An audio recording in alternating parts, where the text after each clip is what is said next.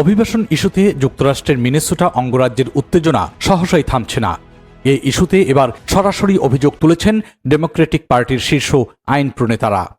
মিনেসোটার Democrat নেতারা বলেছেন, মিনিয়াপলিসে অবস্থিত একটি ICE immigration and customs enforcement detention centre পরিদর্শনে গিয়ে তাদের প্রবেশে বাধা দেওয়া হয়েছে। মিনেসোটা থেকে নির্বাচিত কংগ্রেস সদস্য ইলহান ওমর বলেছেন, এনজি ক্রেইগ ও কেলি মরিসন ওই ডিটেনশন সেন্টারের ভেতরের অবস্থা পর্যবেক্ষণের জন্য তারা সেখানে যান।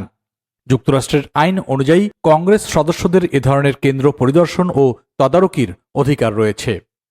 ইলহান ওমর আরও জানিয়েছেন, প্রথমে দীর্ঘদিন ধরে সেখানে কর্মরত এক কর্মকর্তার অনুমতিতে তারা ভেতরে প্রবেশ করেন, তবে কিছুক্ষণ পরেই পরিস্থিতি বদলে যায়।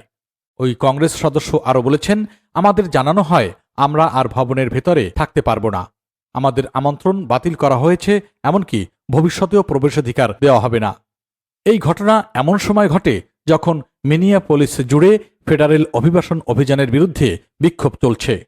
সম্প্রতি এক আইসি কর্মকর্তার গুলিতে রিনি গুড নামের এক মিনেসোটা নারী নিহত হওয়ার পর পরিস্থিতি আরও উত্তপ্ত হয়ে ওঠে।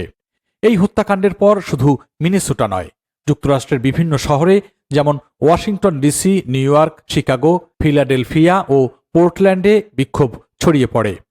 পোর্টল্যান্ডে আলাদা একটি ঘটনায় বর্ডার প্যাট্রোলের গুলিতে দুজন বিক্ষোভকারী আহত হন।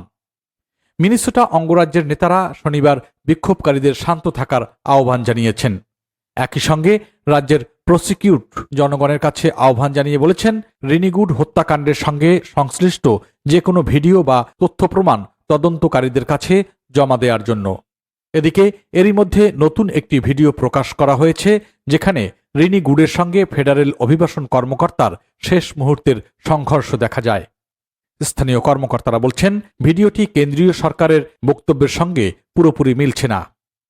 তবে ট্রাম্প প্রশাসন দাবি করেছে, আইসি কর্মকর্তা আত্মরক্ষার্থেই গুলি চালিয়েছিলেন এবং সহকর্মীদের নিরাপত্তা নিশ্চিত করাই ছিল তার একমাত্র উদ্দেশ্য।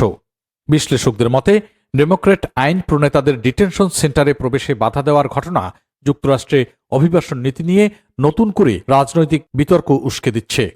তাই মানবাধিকার, স্বচ্ছতা ও আইনের শাসন, এই তিনটি প্রশ্নই এখন যুক্তরাষ্ট্রের কেন্দ্রবিন্দুতে।